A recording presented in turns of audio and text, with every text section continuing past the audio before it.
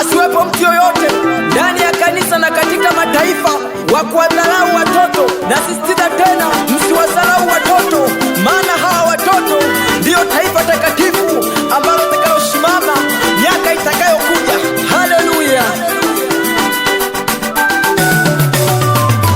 Ni watoto wetu, ni wadogo zetu, ni wajukuu zetu.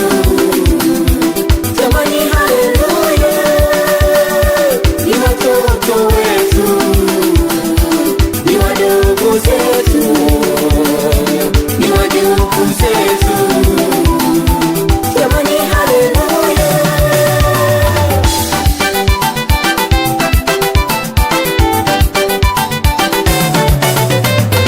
Kwanza nataka niseme na wazazi wenzangu, kwanza nataka niseme na walezi wenzangu.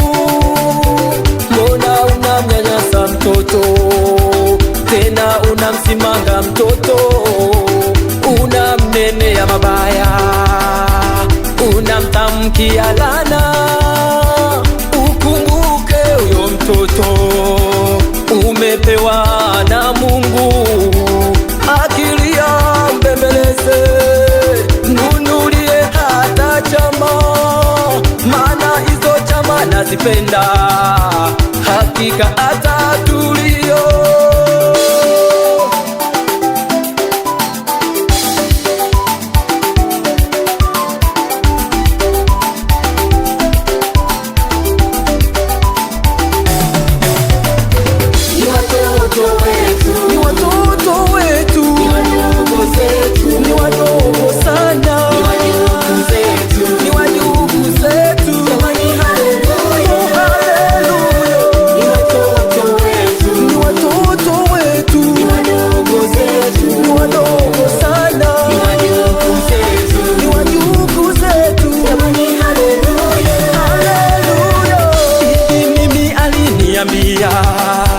Kumbuka hawa wajukuu zangu, mimi kweli ninawapenda kama Yesu alivyonipenda.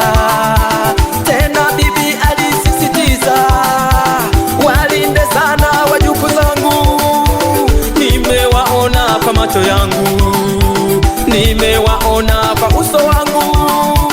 Kwa hiyo wanangu, naomba sikie usia wangu na kuachio katika siku zako zote, unapokuwa kanisani hata nje ya mataifa, waambie umuhimu wa watoto. Bado tu haujui muhimu wao. Leo na kuambia ndugu yangu, usiwadharau watoto, usiwazuie watoto.